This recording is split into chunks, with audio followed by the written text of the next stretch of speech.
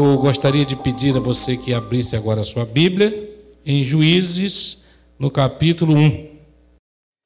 E sucedeu que depois da morte de Josué, os filhos de Israel perguntaram ao Senhor, dizendo: quem dentre nós primeiro subirá aos cananeus para pelejar contra eles?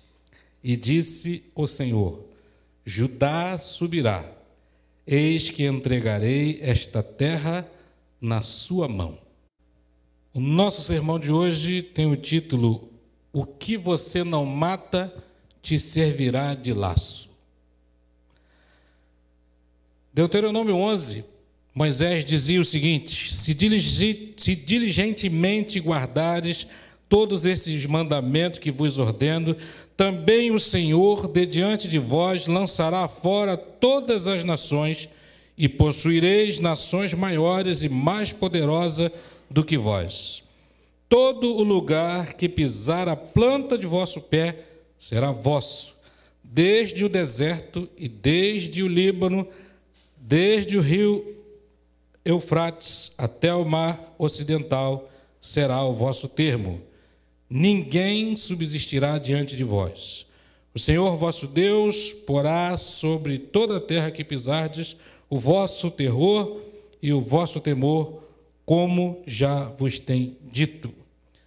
Olha que privilégio de Josué e da geração de juízes.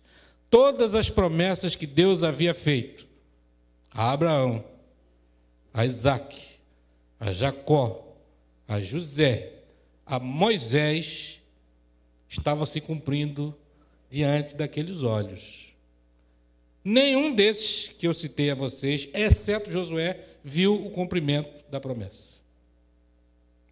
Josué pôde ver o início do cumprimento, mas faleceu, ficou Calebe, e agora o livro de Juízes inicia dizendo assim: depois que Josué morreu, consultaram ao Senhor: quem vai subir primeiro?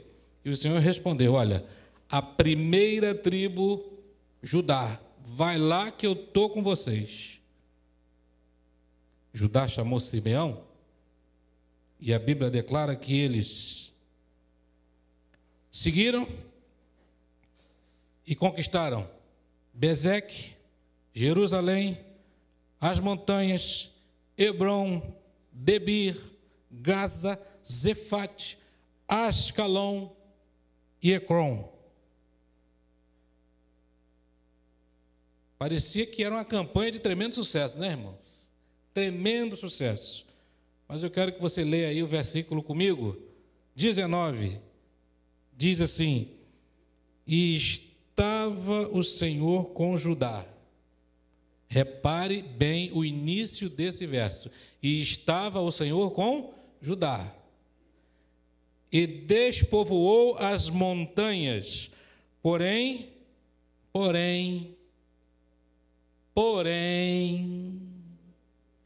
não expulsou os moradores do vale, porque tinham carros de ferro. Ora, que coisa muito estranha, né? Não expulsou os moradores do vale porque tinham o quê? Carros de... É claro, na tecnologia de guerra daquela época, o carro de guerra é como se fosse o armamento norte-americano, né? É como se fossem mísseis teleguiados a laser, né? Tanques controlados por satélite, porque um carro de guerra passava no meio de uma tropa de homens, de infantaria, igual faca na manteiga, cortava aquilo no meio. Imagina que logo depois houve uma história de Débora e Baraque que contava-se no exército de Cícera 900 carros de ferro.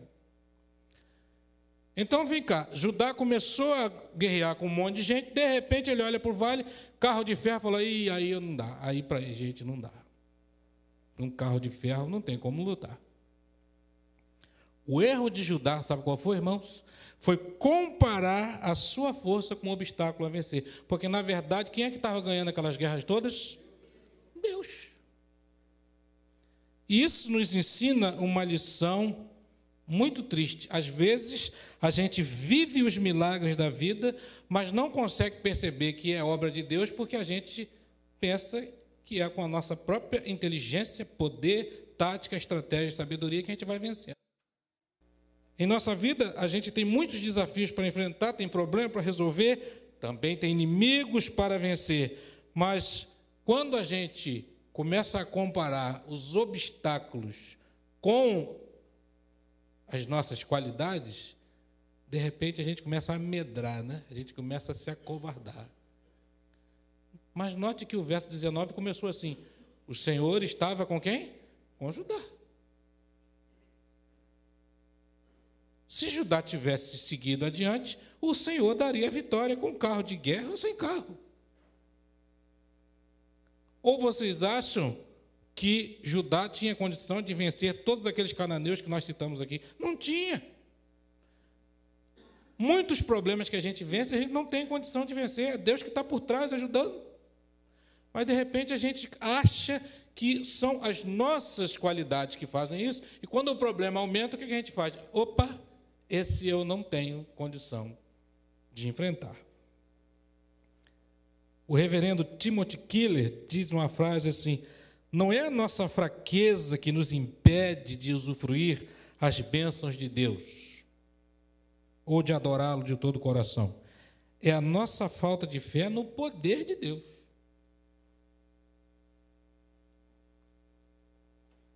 Aí o que acontece, meu irmão? Sabe o que acontece? Exemplo negativo prolifera com muita rapidez. Leia o verso 21. Porém, os filhos de Benjamim não expulsaram os jebuseus que habitavam em Jerusalém. Antes, os jebuseus ficaram habitando com os filhos de Benjamim em Jerusalém até o dia de hoje. Começou com Judá, né? Judá falou: não dá para vencer no vale porque tem carro de ferro. Aí a tribo de Benjamim já falou o quê? Bom, já não dá também para expulsar os jebuseus. Aí você lê o verso 27 e 28. Manassés não expulsou os habitantes de Bet-seã, nem mesmo dos lugares da sua jurisdição. Nem a Taanaque com lugares de sua jurisdição, nem os moradores de Dor com os lugares de sua jurisdição, nem os moradores de Ibleão com os lugares de sua jurisdição, nem os moradores de Megido com os lugares de sua jurisdição, e resolveram os cananeus habitar na mesma terra. E sucedeu que, quando Israel cobrou mais forças, fez dos cananeus tributários, porém não os expulsou de todos. Se você ler o verso 29, você vai ler que Efraim também não expulsou, Zebulon também não expulsou, Aser também não expulsou, Naftali também não expulsou, e no verso 34, Dan já nem conseguiu, Dan que já foi expulso, né?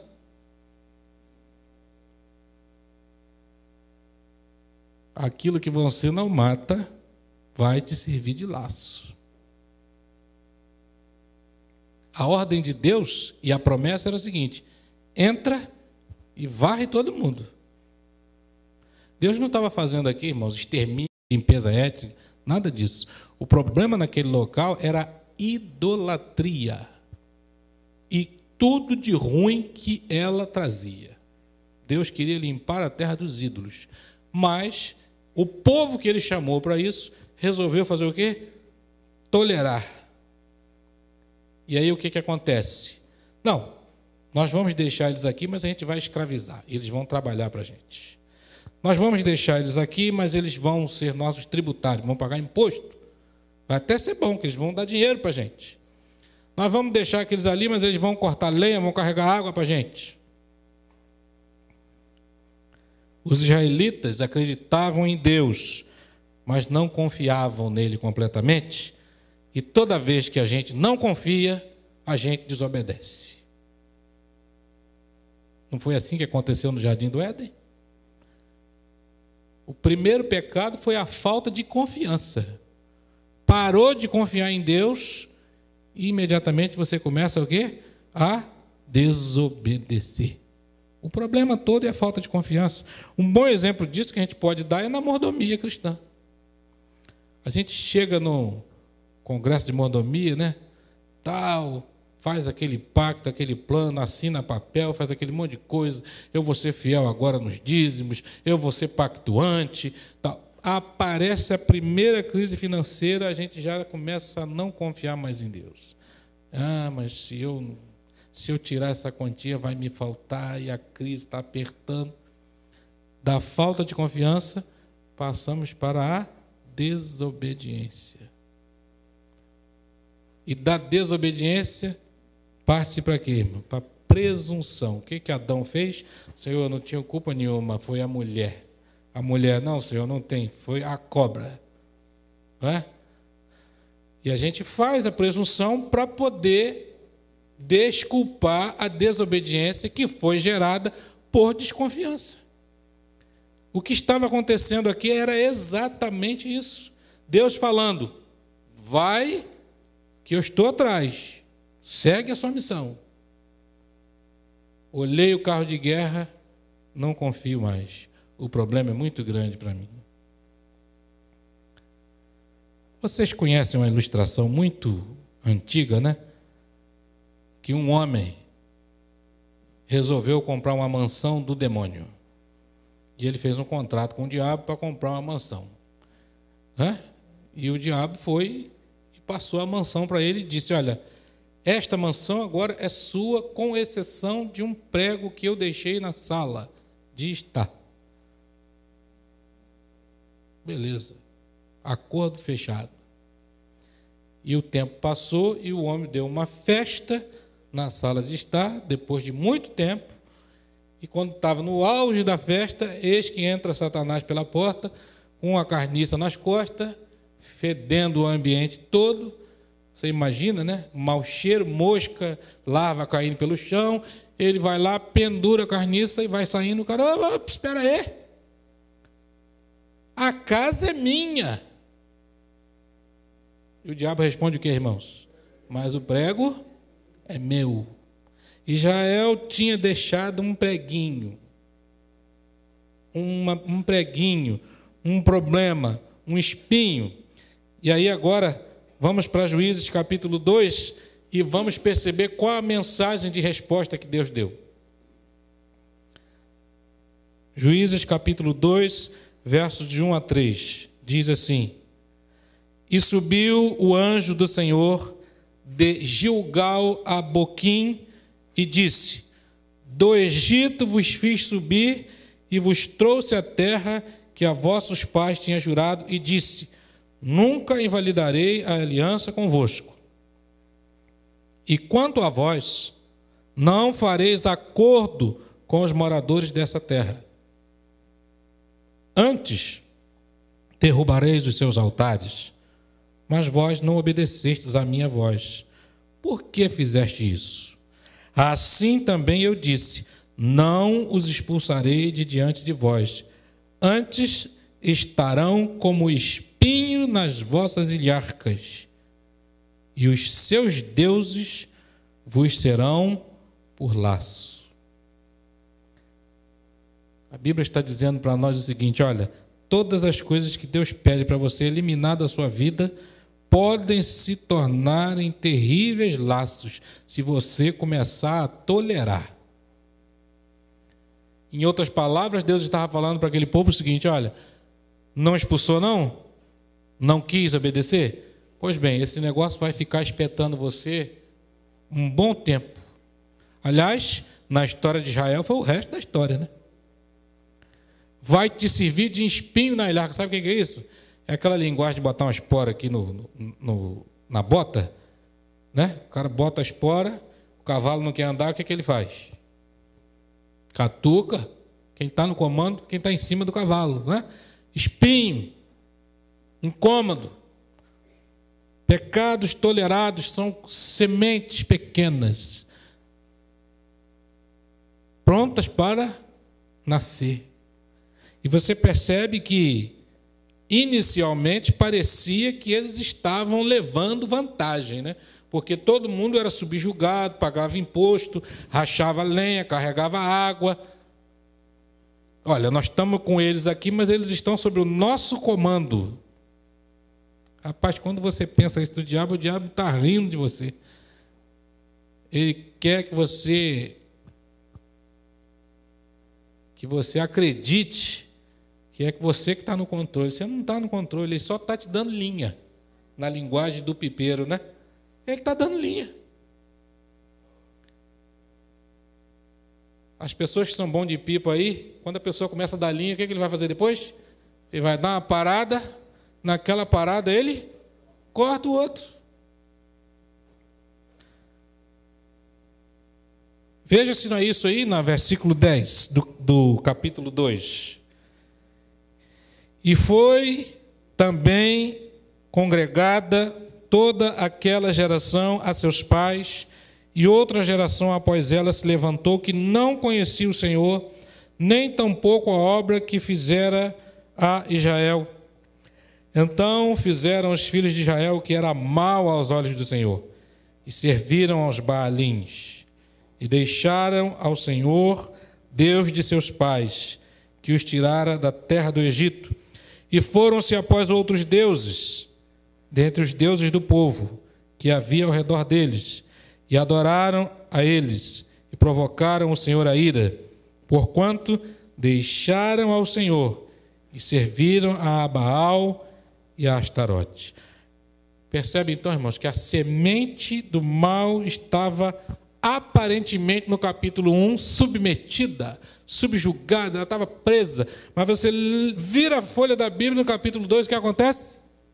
Eclodiu. O diabo não tem pressa. Coisa estranha de se dizer, né? Porque o Apocalipse diz que o diabo desceu até vós com grande... Mas ele é paciente. Ele começa uma desgraça numa geração para explodir na próxima. Ou até na terceira. Percebam que essas pessoas aqui, é claro que o texto diz que não conhecia a Deus, é uma forma de dizer, né? Eles conheciam a Deus, eles sabiam as histórias de que Deus tirou o povo de Israel com mão forte do Egito, abriu o mar, jogou pão do céu, né? Abriu o Jordão. O que acontece é que aquela geração não vivia uma experiência com Deus. A experiência religiosa deles era a experiência de quem? Dos pais, da geração que dormiu, da geração que tolerou. E aí você percebe que uma geração tolera e a outra já aceita aquilo como normal. Uma geração tolerou os ídolos ali, fingiu que não estava vendo, era uma coisa só, mas eles estão aqui subjugados. E a outra geração, o que você leu aí? Já estava adorando aqueles deuses. Meus irmãos, isso não é assim hoje? Uma geração de crentes começa a tolerar a embriaguez? Não, beber não tem problema. A Bíblia não condena a bebida alcoólica. A Bíblia condena a embriaguez. Aí a segunda geração de crentes já nasce como? Crentes alcoólatras. Você sabia que a gente está vivendo uma geração de crentes alcoólatras? Os pastores por aí estão doidos com isso. Jovens crentes alcoólatras. Por quê? Porque os pais ficavam, não, esse negócio de se abster é radicalismo demais. A Bíblia não condena beber um vinhozinho. A Bíblia condena a embriaguez.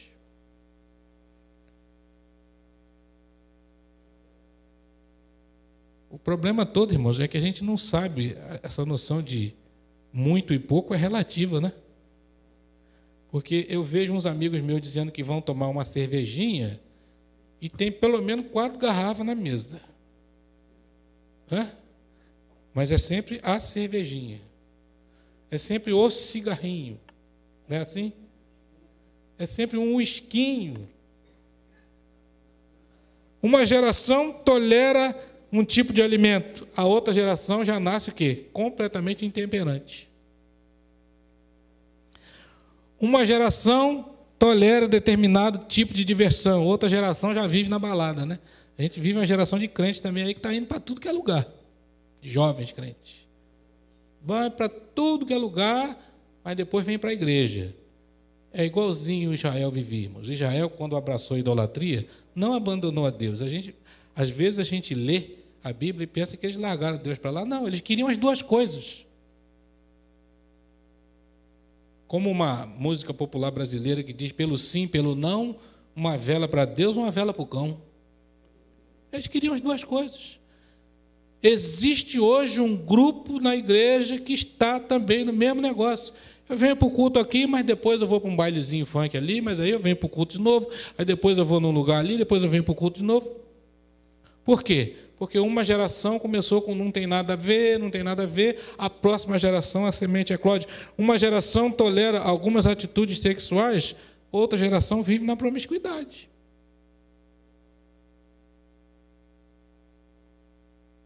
Uma geração vê como tolerável, a outra começa a ver como normal. Normal.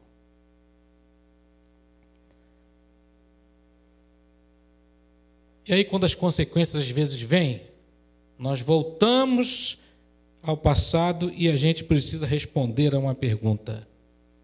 A gente não conseguiu ou a gente não quis? Repara que a ideia que Juízes 1,19 dá é que a tribo de Judá falou, não vamos conseguir derrotar os carros de ferro. Mas quando o anjo do Senhor de Boquim fala, que veio de Gilgal até Boquim, fala, ele diz assim, vocês não quiseram. Existe uma grande diferença entre não conseguir e não querer. É provável que muitos jovens no futuro dirão que não conseguiram vencer na vida, quando na verdade não quiseram vencer hoje na vida.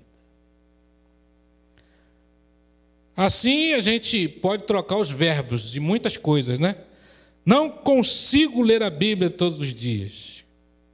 Na verdade, eu não quero ler a Bíblia todos os dias.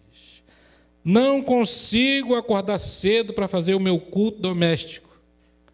Na verdade, eu não quero acordar cedo, porque eu estou cheio de sono, dormi tarde. Não consigo chegar cedo no culto. Na verdade, eu não quero. O anjo do Senhor está falando, você não consegue? Você consegue, você não quer.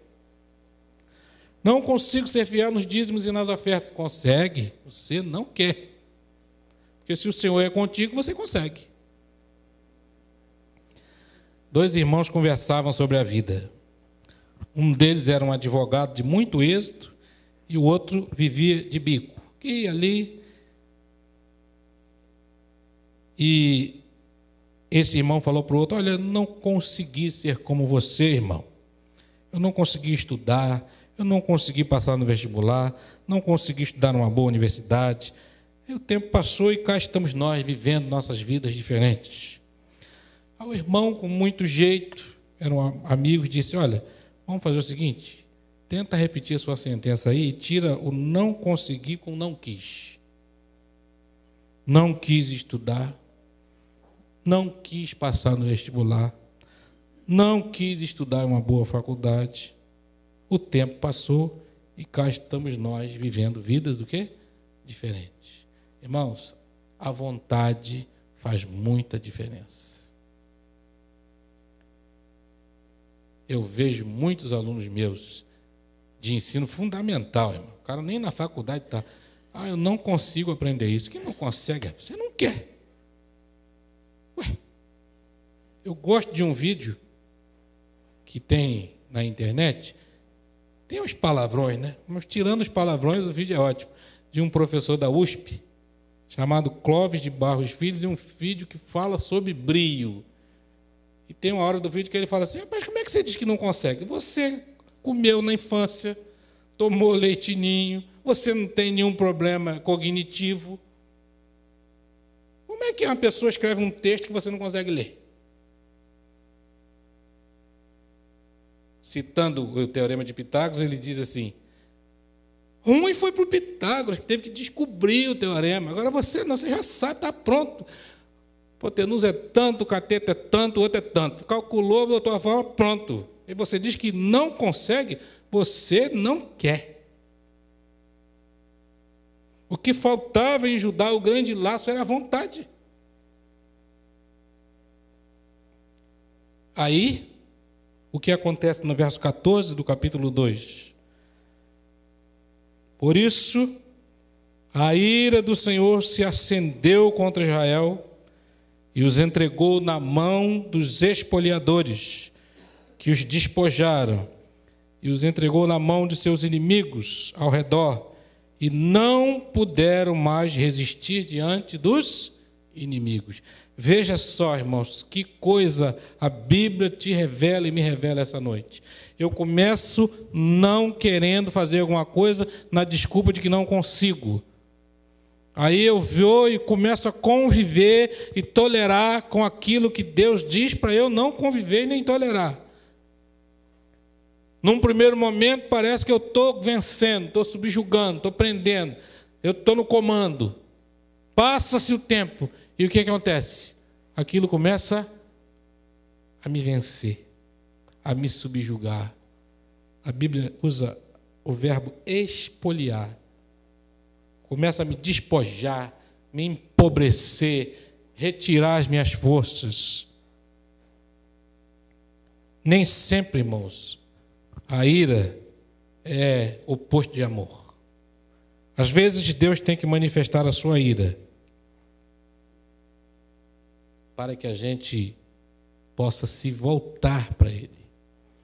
O convívio com o problema, a dor da realidade imposta pela complacência anterior, que deveria ser evitado, é um bom instrumento para provocar o quê?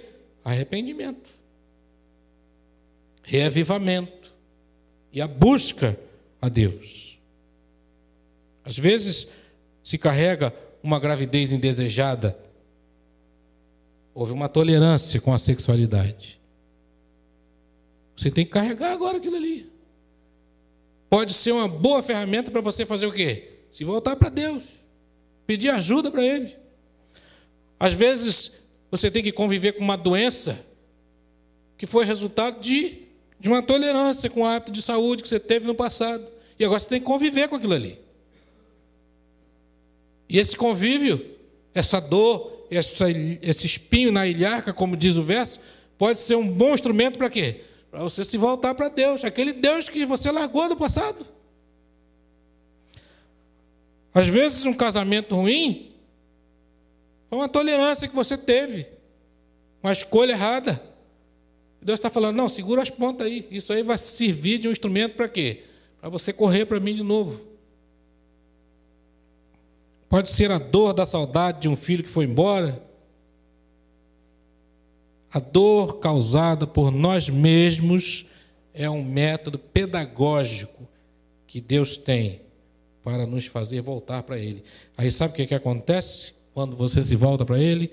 Verso 16 do capítulo 2 diz assim: e levantou o Senhor o quê? Juízes, que os livraram da mão dos que os despojaram. Louvado seja Deus. Diante de tanta coisa que a gente vive fazendo errado, quando a gente se arrepende, Deus faz o quê? Deus levanta a salvação. O nome disso, irmãos, é graça. Deus estende a sua mão. Deus não vai falar para você assim, não falei, eu te disse, você não escutou. Deus não faz isso, mas Ele estende o quê? A mão. Ele lança a mão dos juízes. Deus, na sua infinita misericórdia, Ele dá livramento aos arrependidos. Você pode ser feliz, sim, mesmo convivendo com o seu problema. Você pode ser feliz. O apóstolo Paulo tinha um espinho na carne, mas ele dizia assim, eu dou glória a Deus por esse espinho. Por quê? Porque quando eu estou fraco, aí é que eu estou forte. Deus pode fazer você aceitar a sua realidade com alegria. Não precisa ver deprimido, chorando pelo passado. Deus pode mudar o rumo da nossa vida a partir do momento que a gente resolve se arrepender e voltar para Ele. Só não podemos viver nos altos e baixos descritos no livro de Juízes. Vinha um juiz, salvava, o povo voltava. Vinha outro juiz, salvava, o povo voltava. E não podemos viver também como infelizmente, é descrito no último versículo do livro de Juízes. Naquele tempo, não havia reis sobre a terra, e cada um fazia aquilo que parecia certo aos seus olhos.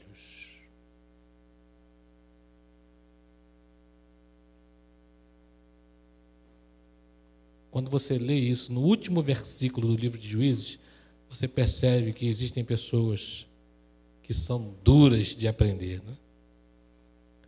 Muitos juízes se levantaram na história do livro dos Juízes, mas o livro acaba desse jeito. Que essa não seja a nossa realidade. Que nós possamos exclamar o salmo que diz o quê?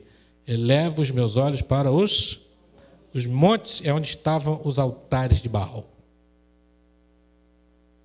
Ele olhava para os montes, altar e idolatria. E ele perguntava, de onde me virá o socorro?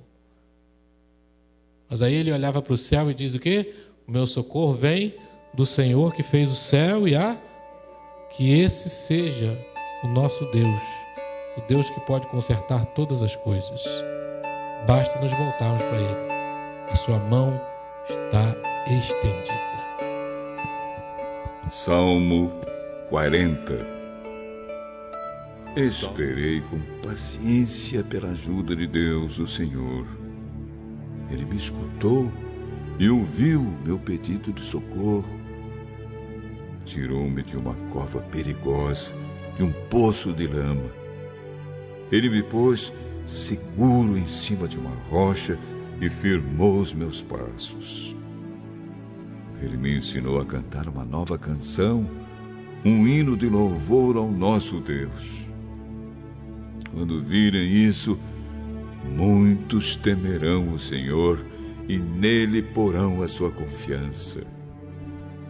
Feliz aquele que confia em Deus, o Senhor, que não vai atrás dos ídolos, nem se junta com os que adoram falsos deuses.